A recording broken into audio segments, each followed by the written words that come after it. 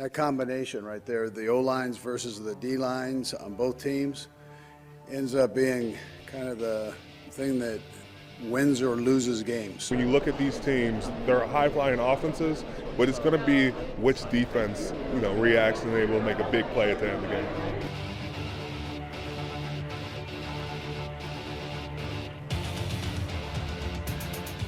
I think there might be big plays in this game, but I think the majority of the time, I think the defense will be able to hold and maybe the defense make some big plays. Me being an O-line guy, I'm selfish. I think the battle's won in the trenches, so it's whoever shows up on Sunday for sure. I mean, defensively, you would say Philly has a better defense. It's only the second time a Super Bowl has featured the teams that finished 1-2 outright in sacks.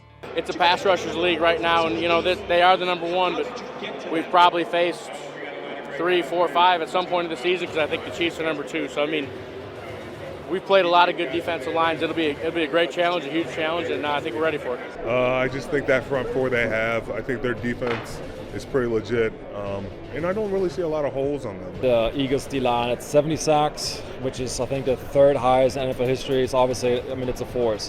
When it comes to guys like that, and Fletcher Cox, and, Chris Jones, those guys are animals. At the end of the day, when you're Chris Jones, I don't think he's going to ever get the respect he's going to get because of the type of team he's on. And when you're on these type of teams, you don't really get the type of respect. You can go back in the history of the NFL. Think about the Patriots back when they was doing all that winning and stuff like that. I give a person $100 that can name a starter on that defense. He's everything. He's the disruptor. And he disrupts the running game, the passing game. I don't know any quarterback who likes pressure right up the middle of the defense, and that's what Chris Jones does. But he's also good enough to move out at an end.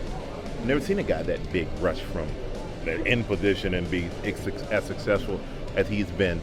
But I don't think that Kansas City offensive line is like the bottom of the list either, right? So to me, the question will be is how much better the Eagles defensive line is and how much pressure they can put onto Mahomes, really the game-deciding factor. And I'm not so sure about that.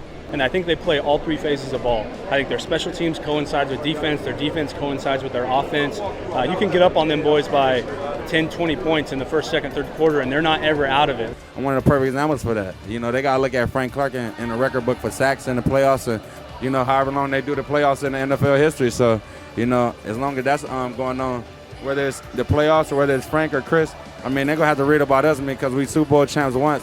And if they let us get another one, you already know what that means. So at the end of the day, Frank Clark and Chris Jones, they're going to be reading about them for a long time, I think.